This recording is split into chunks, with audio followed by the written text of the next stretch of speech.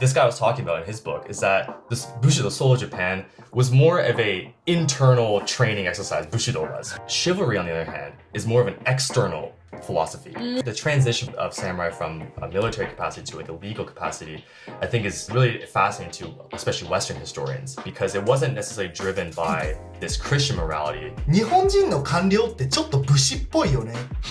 で、切腹 Suicide was always a thing that was always looked down upon.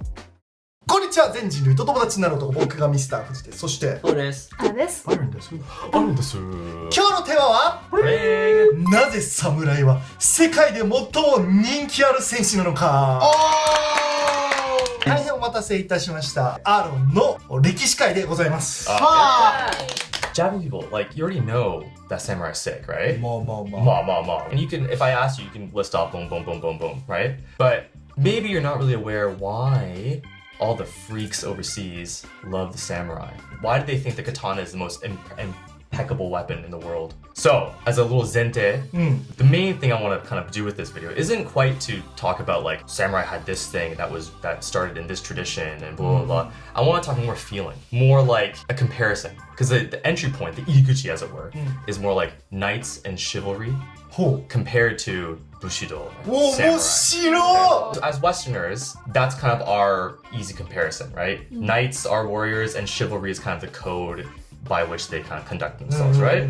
But samurai, their words and their code of conduct was bushido, right? And that kind of led to a different type of experience for them, right? 外国人がなぜ侍を素敵だと思うのかっていう魅力について今日は語ってくれるし、それをこう比較して海外の騎士と比べたらいやこういうとこ全然違うんだよっていうのまで説明してくれると。それでは Let's find out! 1個目 Bushido and samurai, the philosopher warrior. Wow.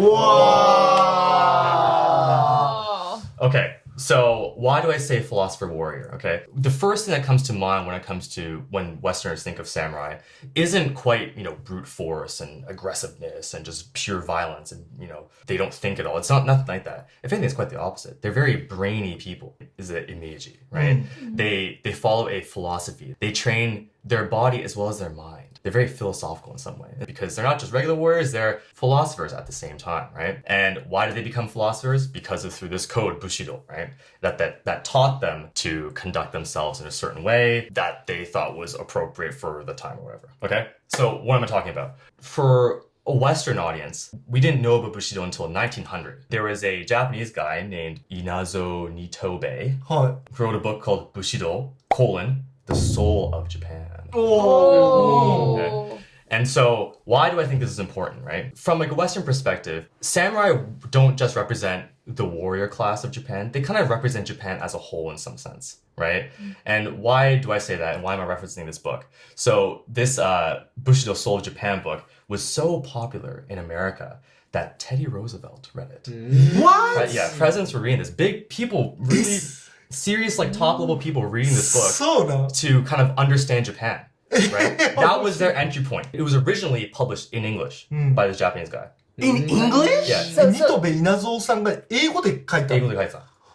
And then it was only after that was translated into Japanese by another guy. What the heck? Why this guy is interesting is because he was kind of the first person to make this comparison of bushido and chivalry, right? And Christian chivalry. This guy was talking about in his book is that this bushido, soul of Japan, was more of a internal training exercise. Bushido was an internal code of conduct, right?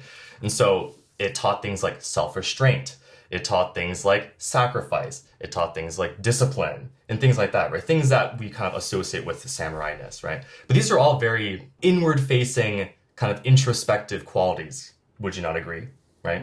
Right? It's like introspective stuff, right? How do I make myself a better person, right? Me versus me. Exactly, yeah. Chivalry, on the other hand, is more of an external philosophy. そうなんだ。 Yeah. And what I mean by this is it's more informed by Christian morality. Do you know what I mean? Yeah. Because it's like chivalry is like what do you do for others? Like how do you protect other people? Right. But Bushido is like, or how do I control myself? How do I train myself, right? It's like what a lot of Christian morality is like love your neighbor, right? Don't hurt other people. to a degree. Unless Yeah, unless provoked or whatever, right? Like always do the right thing for other people. That's kind of what Christian morality tells you. And how does chivalry kind of tie into this? Is more like protecting the weak, protecting those who can't defend themselves, being useful to other people. And so I think that's kind of the main division there. And it's informed by a very specific Christian moral code.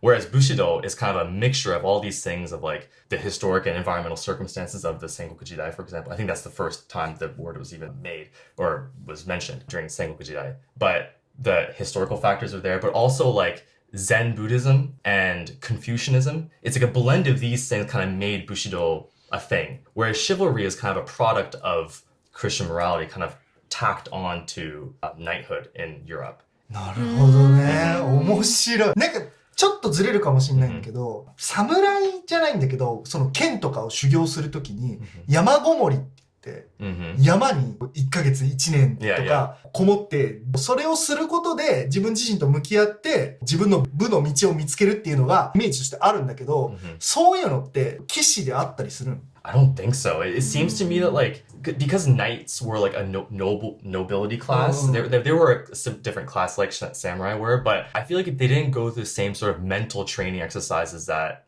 bushido required samurai to do in the same way. じゃあみんなもう教会に行くみたいな感じ。 They were very religious for sure, そうよね。 but it was more of like an outward facing public appearance type of thing. There wasn't this like inward facing introspective like I need to like make myself stronger. I need to make my heart and like soul tied together in no mind or whatever the thing is, yeah. But from my sense, especially in the early period of Japan, if you were a warrior, you can kind of train yourself to become this like highly sick person who was like a philosopher and had like control of his own mind and everything like that. And that found its way into the way they fought and the way they conduct themselves in a greater society, right? So it's very interesting, right? Because you often think that Japan is like a very collective groupthink environment, right? But you look at this, bushido, for example, it's very like starts with me first, and then how my behavior can affect other people is how, you know, society is constructed, is what I've read so far, which is kind of interesting. It kind of goes against what we've been told about everything. So one last thing I'll say about this is, because I'm sure a lot of people are going to comment about this, the definition for bushido has changed over time. There's this one historian named Eric Hobsbawm. I think he's a British historian from the University of Cambridge. So he mentioned that bushido was a invented tradition. Oh. Okay, and what I mean by that is the word bushido was first mentioned or in like a book in the 1600s, 1600 AD around there, right? But what that word meant wasn't clearly defined until much later, especially, and it wasn't really used in widespread use until the Meiji period. And so why this is important is because Japanese people were also trying to figure out what that meant over time.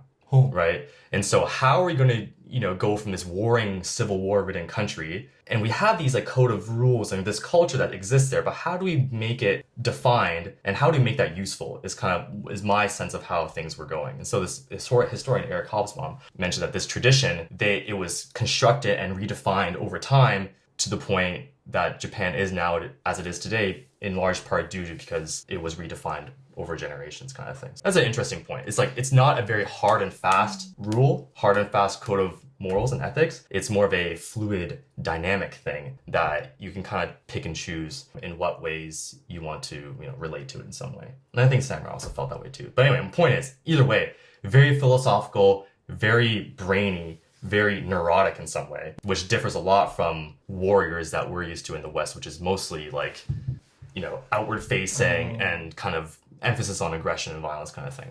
In the name of God, for example. 武士道ってもともとは戦う時のための心得だったんだけど、それが平和になってくるじゃん。でも侍はいますっていう中で、どうやって生きて、どうやって死んでいくかみたいな、自分との向き合い方、生き方みたいなのにも加わっていって、義を大切にする。いろいろあるんだけど、その武士道の中の項目として、確かに今言われてそうだなってすごい思った。なんか海外の騎士が自分の生き方とはみたいな、自分と向かい合ってる感じのイメージはより少ないかもしれない。Right.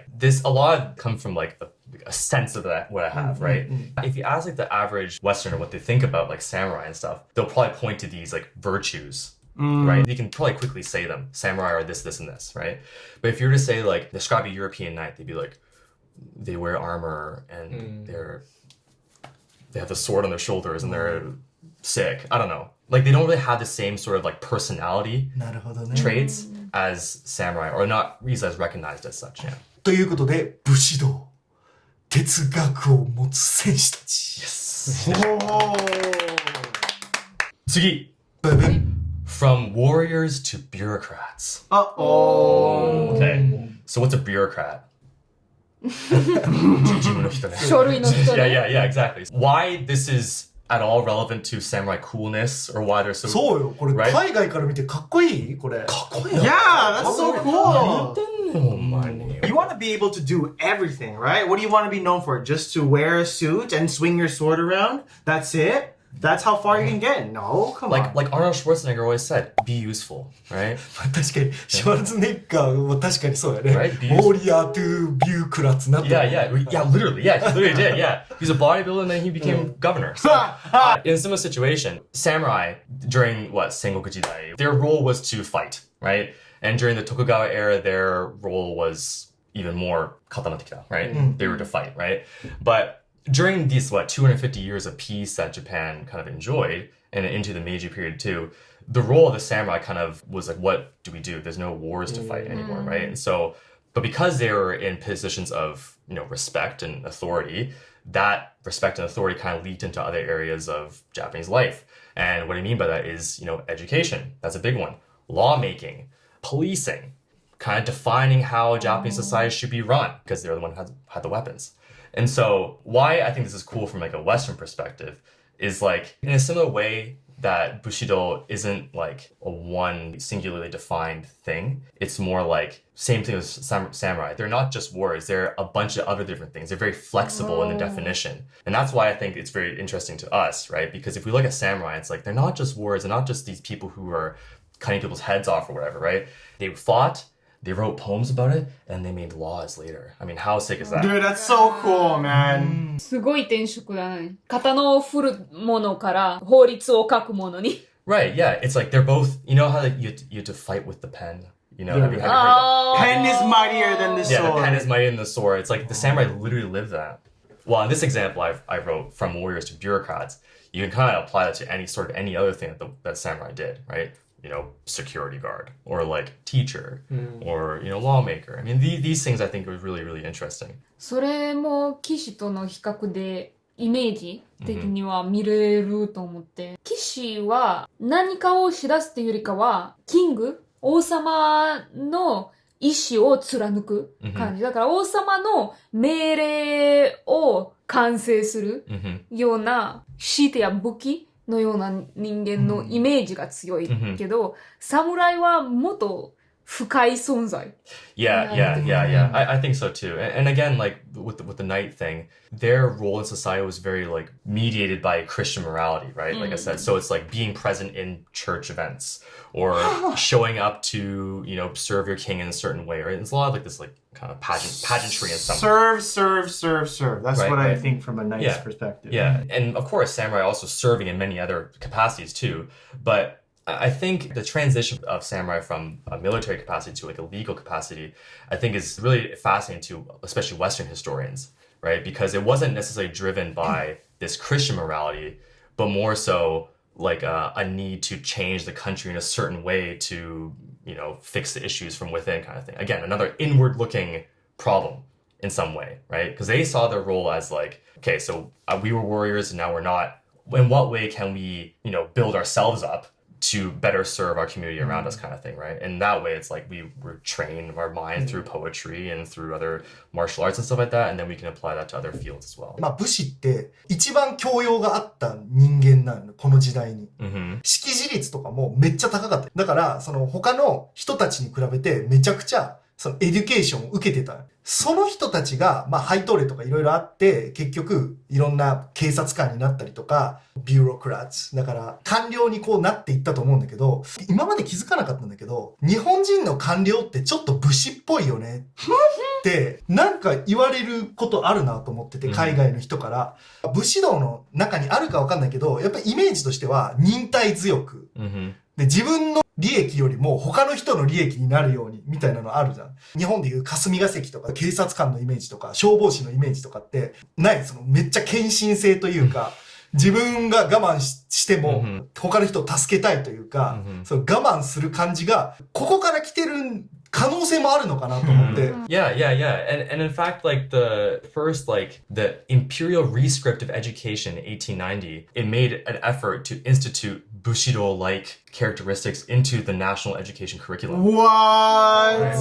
So it's not like the samurai period ended and then it's just like, you know, the bureaucratic or the democratic period started and then samurai influence just disappeared. It's like because samurai and bushido existed is the way Japan is now kind of thing.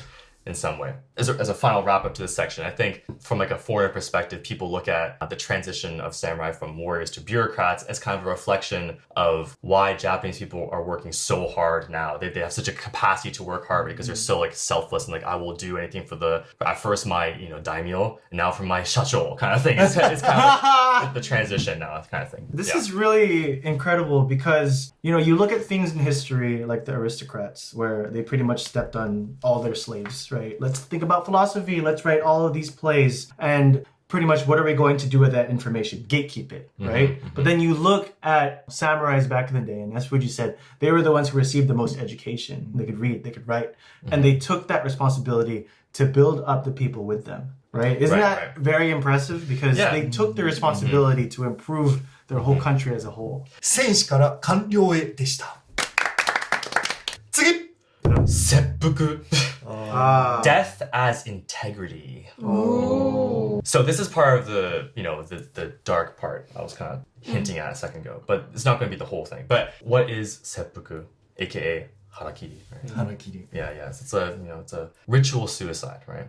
It's not just a regular suicide; it's a ritual suicide. It's a ritualized suicide that has steps, that has a process, and it's done under certain circumstances, kind of thing. In Bushido, like I said before, it was informed a lot by Zen Buddhism and Confucianism, right? And in those two schools of thought, let's say, like selflessness and taking responsibility, discipline, personal control is kind of a big components of these two philosophies, let's say, right? And so when a warrior makes a mistake or they perform poorly or whatever, they should be, instead of receiving punishment, they will take responsibility for their own punishment and, take their own life is kind of the thinking, right? And then they, do the whole ritual. And so why this is so interesting from our perspective is because, again, this relates back to Christian morality, Christian virtue, right? If you look at Christian theology, Christian morality throughout the ages, from the very beginning up until all the different, the Reformations and stuff like that, suicide was always a thing that was always looked down upon. Yeah. In any form. And the reason, there's a bunch of reasons for this, but to put it simply, in Christian morality, let's say, suicide is the most selfish thing you could do. ああ、そうなんだ。That's right. Because, the Christian idea is that we are given life through God's grace and through Jesus's, taking all of our sins and stuff like that. By committing suicide, it's a way of kind of turning your back on that. It's like you're not taking care of life that you were graciously given by God is kind of the idea in Christian morality, right? In Christian thought, your life isn't purely yours. It's like your life is thanks to the powers that kind of gave it to you, right? That's right. Yeah. And so, but in the Japanese context, they didn't have this Christian tradition, right? And so you are in control of your own destiny. You're in control of your own body. And so if you did something wrong, you're free to kind of take responsibility for it. And hence why seppuku even exists in the first place. Like if you take your life in Christian values, you end up in neither heaven or hell, just in a dark void to exist forever. In limbo. In limbo. Yeah. And is that place worse than Jigoku? ステップがいい悪いかはちょっと今の時代置いといて、責任取りたがりよね、日本人って。Yeah. それなんか、例えば会社となんか揉めたとして、アメリカだったらすぐ訴えろっつって訴えたりするイメージあるけど、日本ってまあ俺が辞めればいいんだろうみたいな感じで、自分が損したとしても自分が責任取って自分を痛めて引こうみたいな。切腹ってその武士の家を守るためとかの一番重たい責任の取り方だよね。Yeah, I guess so. Yeah. さっきもさ、その官僚の考え方って武士道から来てる可能性あるんじゃないかって言ったと思うんだけど、この日本人の考え方のベースにもまた今でも見えるなと思ってて。Shame versus guilt culture. It's like if by taking your own life, you kind of rid your family of that shame, like you were saying. Whereas I think in the West, especially in Christian countries, that's kind of the opposite. It's like if you do commit suicide, you give shame to your family. Right. Yeah, it's a different way of thinking. Again, this isn't one way of thinking is better than the other. It's just this is how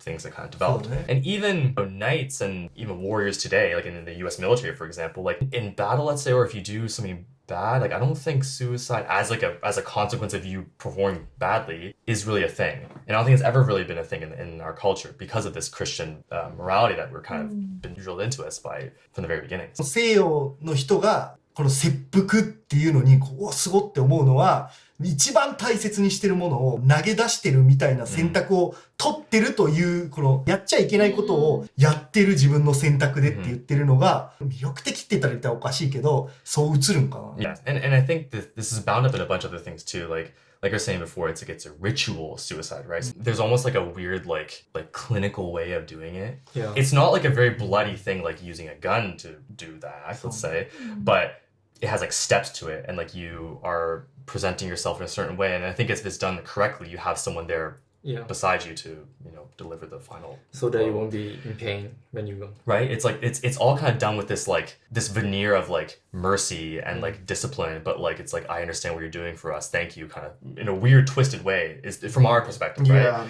And so like you were saying, even though you are kind of taking the most important thing that you're given in life, it's like thank you for your service in some weird way. It's our like kind of Western perspective in some way, yeah. ということで切腹でした。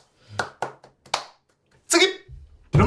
Samurai style, technique over force. Hey, I like this section. This one's a bit more pop, okay? This one's a bit more pop. So look at any, samurai-related media, any Kurosawa movie, like Star Wars, video games that have been released recently, Ghosts of Tsushima or Ghosts of Yote. And so in popular culture, samurai are kind of known to be more like technical and less like brute force, brute strength kind of warriors, right?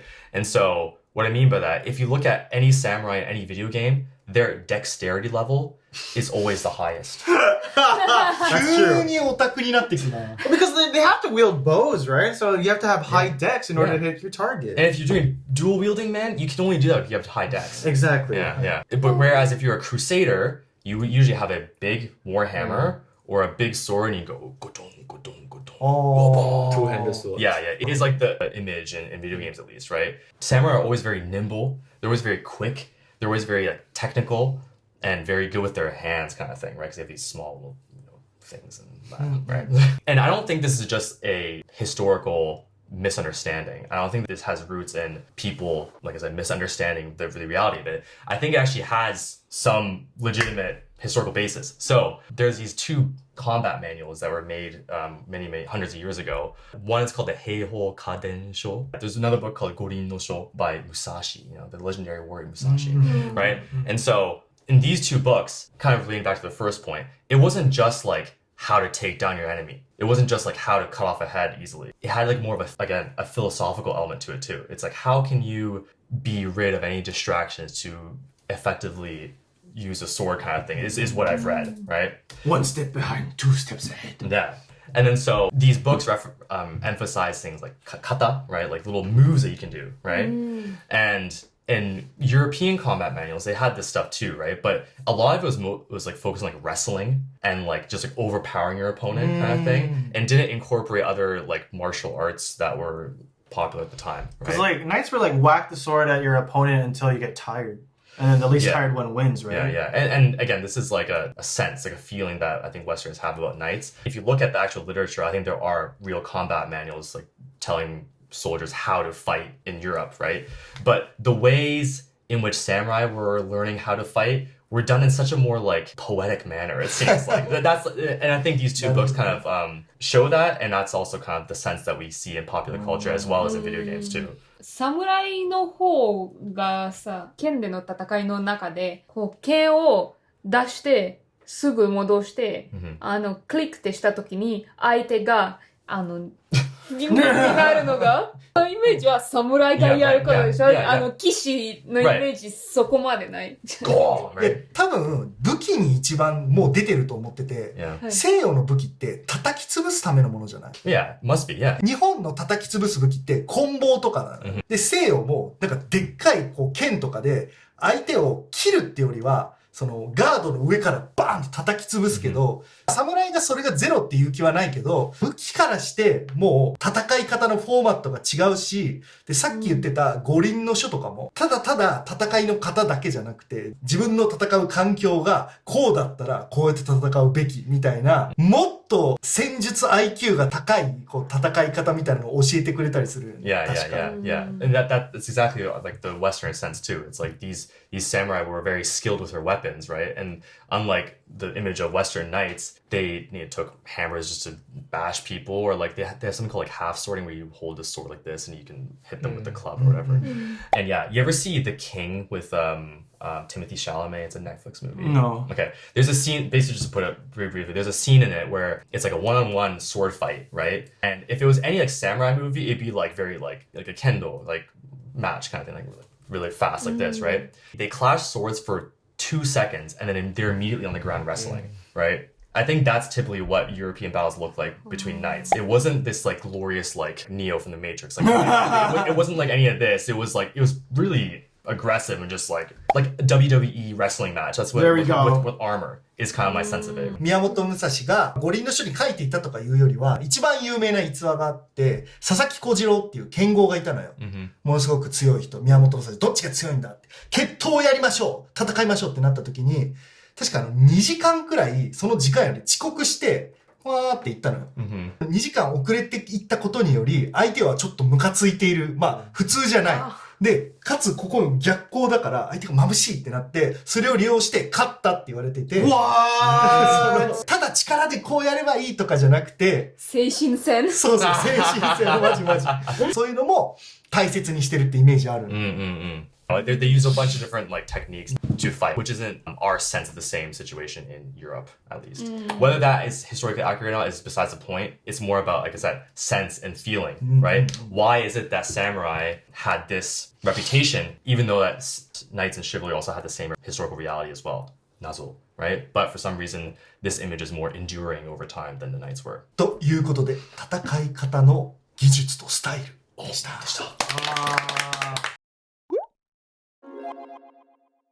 はい、ということで今日は侍が海外から注目されている理由について話してもらいました。お疲れ様でした。お疲れ様でしたアーロン博士 Again, this whole video wasn't me trying to school you guys.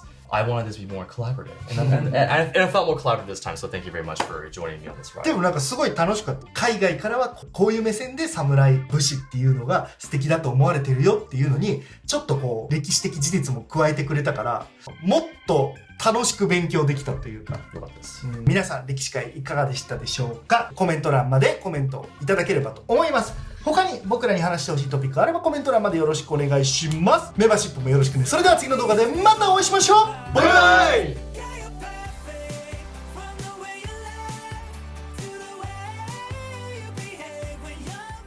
チャンネル登録お願い。します。